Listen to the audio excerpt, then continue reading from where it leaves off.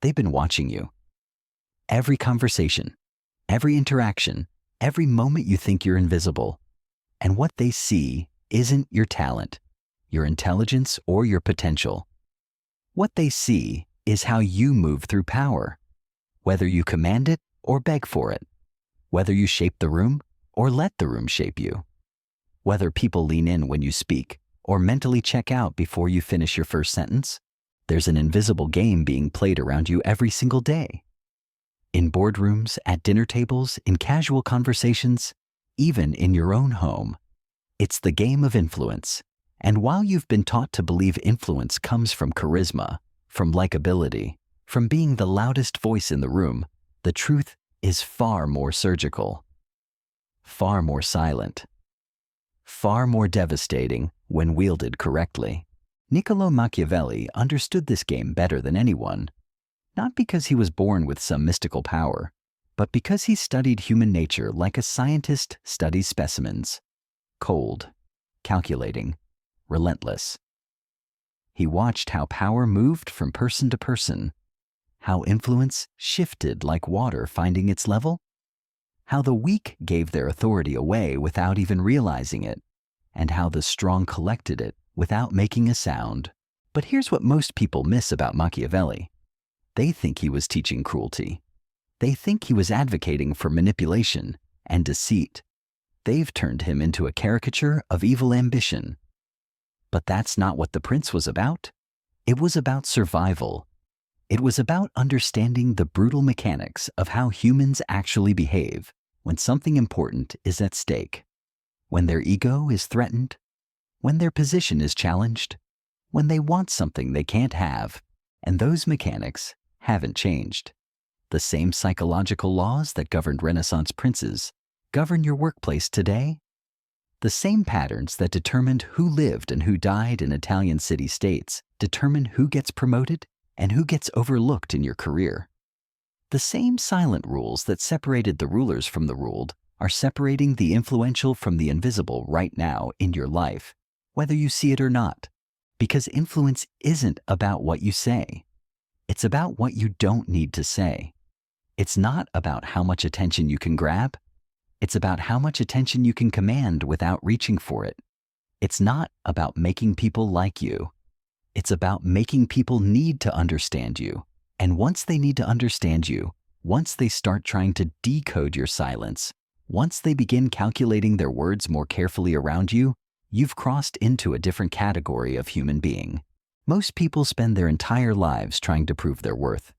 They explain themselves endlessly. They justify their decisions. They seek validation for their choices.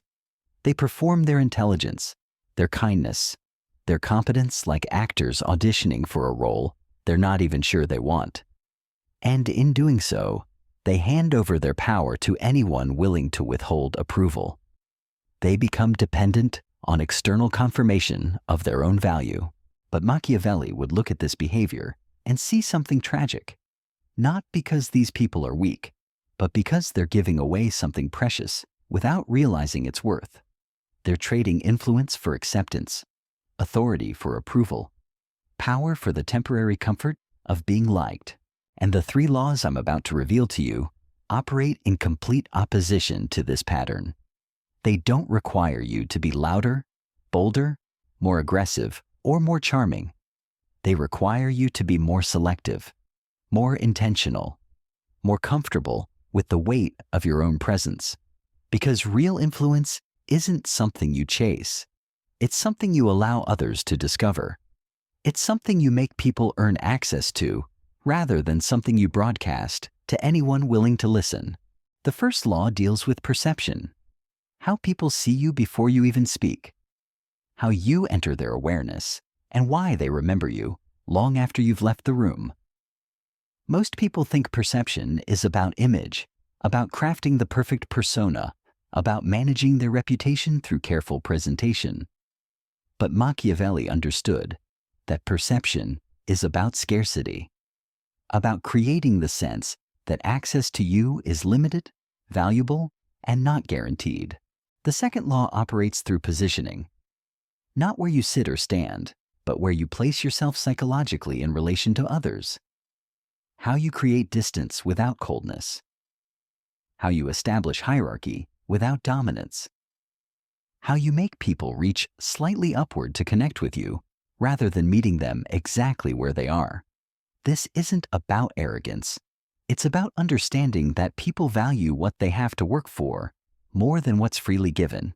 And the third law, the most dangerous one, functions through strategic withdrawal, the deliberate creation of absence, the calculated use of unavailability as a tool of psychological influence.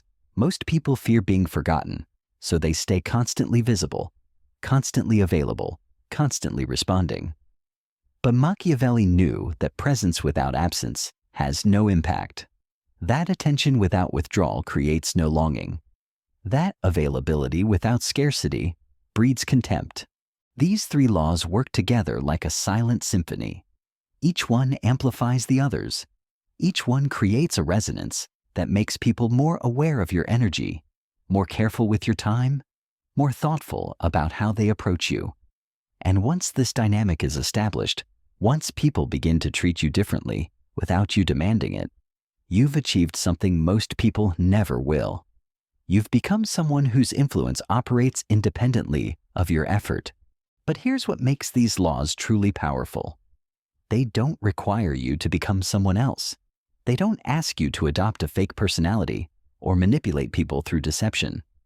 They simply ask you to stop giving away your power through habits you probably don't even realize you have.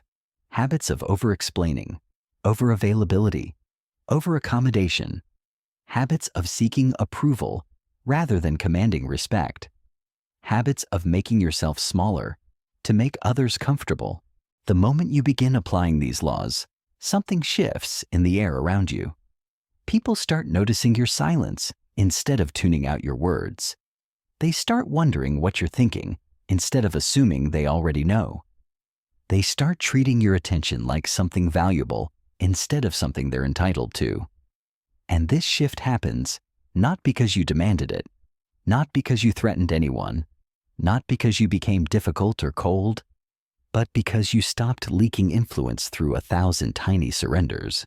You stopped explaining decisions that didn't require explanation. You stopped being available to everyone all the time. You stopped adjusting your energy to match whatever room you entered. You stopped giving people complete access to your thoughts, your time, your emotional resources. And in that stopping, in that strategic withholding, you created something rare in a world full of people desperately trying to be seen and heard and validated. You created mystery. You created value. You created the kind of presence that doesn't need to announce itself, because everyone in the room can feel it the moment you arrive. Machiavelli wrote The Prince not as a guide to evil, but as a manual for understanding how power actually works, how it moves, how it concentrates, how it's lost and gained. And these three laws represent the most essential insights from his observations. The patterns that repeat across cultures, across centuries, across every human interaction where something important is at stake. They are laws because they operate with mathematical precision. Apply them correctly, and people will begin responding to you differently. Ignore them, and you'll remain at the mercy of others' moods, decisions, and approval. Continue giving your influence away, and you'll spend your life wondering why others seem to command respect effortlessly, while you struggle to be taken seriously.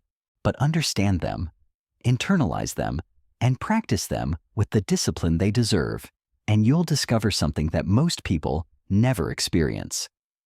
The quiet confidence that comes from knowing your value doesn't depend on external validation. The subtle power that emerges when people have to earn your attention rather than assume they deserve it. The profound influence that flows not from what you do, but from what you choose not to do. The first law is the law of calculated scarcity. And it begins with understanding something most people get backwards about human psychology. We don't value what's abundant. We obsess over what's limited. We don't chase what's guaranteed. We pursue what might slip away.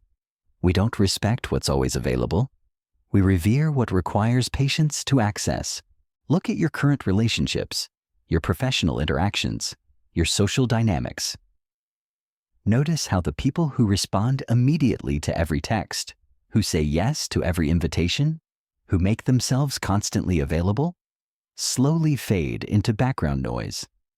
Not because they're bad people, but because their accessibility makes them forgettable. Their eagerness makes them ordinary. Their availability makes them invisible. Machiavelli observed this pattern in every court he studied. The advisors who were always present, always ready with an opinion, always eager to please, gradually lost their influence. But the ones who appeared selectively, who spoke rarely but with precision, who couldn't be summoned at will, these were the voices that carried weight. Their words mattered not because they were wiser, but because they were scarcer. This isn't about playing games or manipulating people through artificial scarcity. This is about recognizing that your attention, your time, your emotional energy, your intellectual resources are finite and valuable. And when you treat them as such, others begin to treat them as such too. When you stop giving them away freely, people start working to earn them. When you stop being instantly available, people start planning more carefully before they approach you. The mechanics are simple, but require discipline. You don't respond to every message immediately, even when you have time. You don't fill every silence in conversations. You don't attend every social gathering you're invited to. You don't offer your opinion on every topic that comes up. You don't make yourself the solution to everyone else's problems. You become selective about where you invest your presence. And here's what happens when you apply this law consistently. People start noticing when you're not there. They start wondering what you're doing when you don't respond right away. They start valuing the moments when you do engage because those moments feel earned rather than expected. Your presence becomes an event rather than a constant. Your words carry more weight because they're rarer. Your attention becomes something people appreciate rather than assume. But the law of calculated scarcity only works when combined with the second law, because scarcity without substance is just absence. Withdrawal without value is just disappearance. You need the second component to make scarcity powerful rather than pointless. The second law is the law of elevated positioning. And this is where most people who try to become more influential make their crucial mistake. They confuse positioning with posturing. They think elevation means looking down on others. They believe creating distance requires coldness or superiority. But Machiavelli understood something more subtle, more effective, and far more sustainable. Elevated positioning isn't about making others feel small. It's about making them reach upward to connect with you. It's not about being above people. It's about being slightly ahead of where they are emotionally, intellectually, or strategically. It's about creating a gravitational pull that draws people toward your level rather than sinking to meet them wherever they happen to be. Think about the people in your life who have natural influence, the ones whose opinions carry weight, whose approval matters, whose criticism stings. They don't achieve this through dominance or aggression. They achieve it through consistent elevation. They operate from a slightly higher emotional frequency. They think a few moves ahead.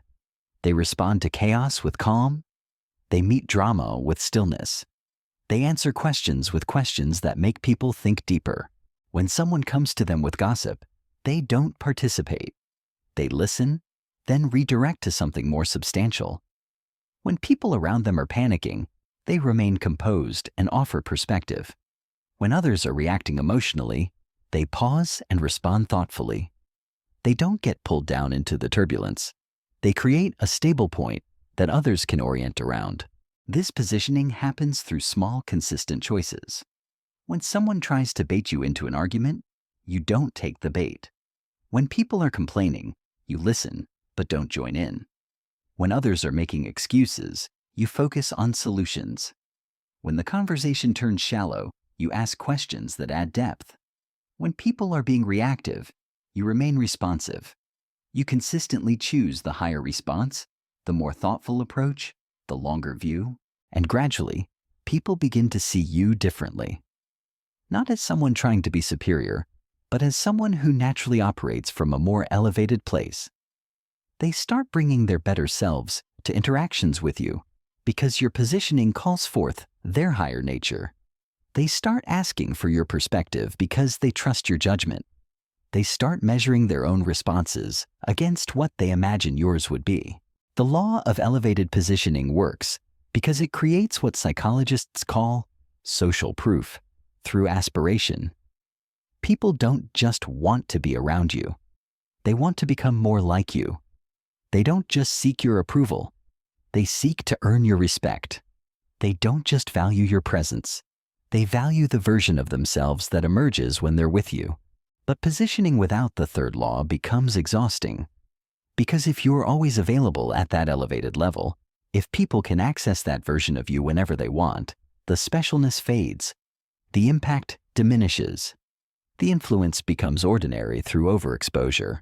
That's why the third law is perhaps the most crucial, and certainly the most misunderstood. The third law is the law of strategic withdrawal. And this is where Machiavelli's insights become almost mathematical in their precision. He observed that presence without absence creates no tension. Availability without scarcity breeds familiarity. Familiarity without mystery leads to contempt. Not conscious contempt, but the unconscious devaluation that happens when something becomes too predictable, too accessible, too understood. Strategic withdrawal isn't about disappearing randomly or punishing people by withholding your presence. It's about understanding the rhythm of influence, the way attention works, the psychology of longing and appreciation. It's about recognizing that your absence can be more powerful than your presence if timed correctly and executed with purpose. Human beings are wired to notice change more than constancy. We adapt to whatever becomes normal and stop seeing it clearly. The person who's always there becomes part of the background. The voice that's always available loses its impact. The energy that's always accessible stops being energizing.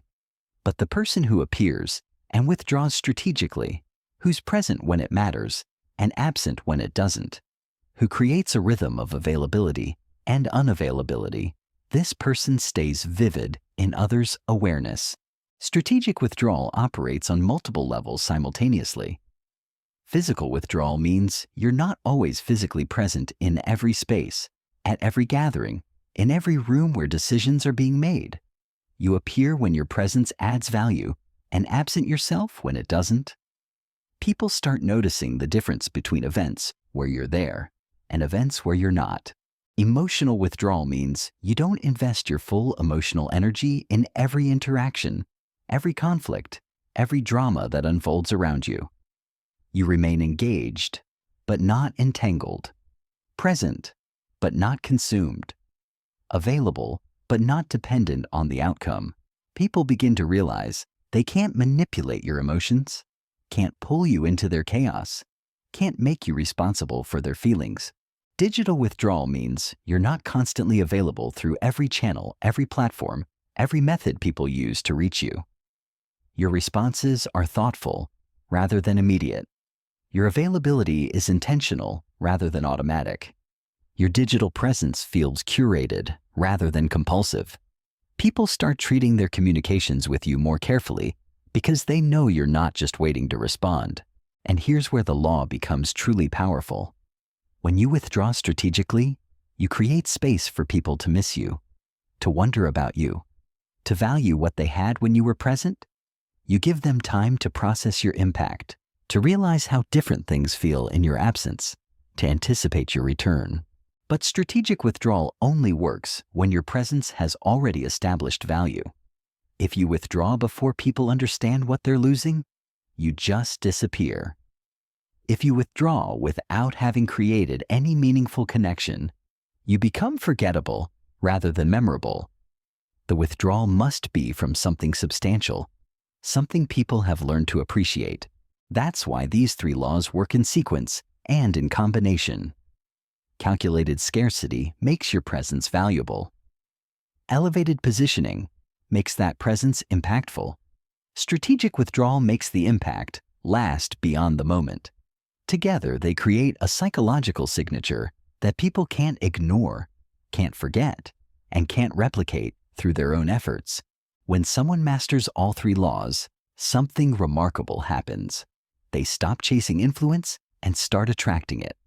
They stop proving their worth and start embodying it. They stop explaining their value and start demonstrating it through their choices, their boundaries, their selective availability. People begin to organize themselves around this person's rhythm, rather than expecting this person to adapt to theirs. Conversations shift when they enter the room. Decisions get delayed until their perspective is heard. Plans get adjusted to accommodate their schedule. Not because they demanded any of this, but because their consistent application of these laws has created a gravitational field of influence that operates automatically. This is what Machiavelli understood about power that most people miss. It's not something you take. It's something you cultivate. It's not something you demand. It's something you earn through discipline, consistency, and the patient application of psychological principles that most people are too impatient or too needy to master. The beautiful irony is that the less you chase influence, the more it flows toward you. The less available you make yourself, the more people value your availability. The less you explain yourself, the more people want to understand you. The less you seek approval, the more people seek yours. But here's the warning Machiavelli would give you. These laws are not tricks. They're not techniques you can apply superficially and expect to work. They require you to fundamentally shift how you see yourself, how you value your own time and energy, how you interact with the world around you. They require you to become someone who genuinely believes their presence is valuable. Their time is precious. Their attention is a gift rather than a given. If you try to fake scarcity while still being emotionally desperate for connection, people will sense the manipulation. If you try to position yourself as elevated while still seeking validation from below, the contradiction will be obvious. If you try to withdraw strategically while still being emotionally dependent on others' responses, your withdrawal will feel like punishment rather than power. These laws work because they reflect genuine internal shifts. When you truly understand your own value, scarcity becomes natural. When you genuinely operate from an elevated perspective, positioning becomes effortless. When you authentically don't need constant external validation, withdrawal becomes powerful rather than petty. Machiavelli hid these laws in plain sight because he knew most people wouldn't have the patience or the discipline to apply them consistently. Most people want immediate results, instant gratification, quick fixes for complex psychological dynamics. But influence, real influence, is built slowly, deliberately, through thousands of small choices that compound over time. The person who applies these laws for a week and expects transformation will be disappointed. The person who applies them for a month and looks for dramatic changes will give up. But the person who applies them for months, who makes them part of their fundamental approach to human interaction, who allows them to reshape their relationship with their own power, this person will discover something extraordinary. They'll discover that influence isn't something they have to fight for. It's something that emerges naturally when they stop giving their power away. They'll discover that respect isn't something they have to demand. It's something people offer automatically when they encounter someone who clearly respects themselves. They'll discover that their presence becomes a force that shapes every room they enter, not through effort or manipulation, but through the simple power of being someone who has mastered the silent laws of human psychology. And in a world full of people desperately trying to be seen, heard, and validated, the person who has learned to command attention without seeking it, to create influence without chasing it, to generate respect without demanding it, becomes something rare and precious. They become someone whose very existence shifts the dynamics around them, whose silence carries more weight than most people's words, whose selective presence becomes more valuable than others' constant availability. This is the hidden power Machiavelli discovered. This is the influence that operates in shadows, through absence as much as presence, through what you choose not to do as much as what you choose to do. These are the silent laws that separate those who shape the world from those who are shaped by it. Master them, and you'll never chase power again, because power will begin chasing you.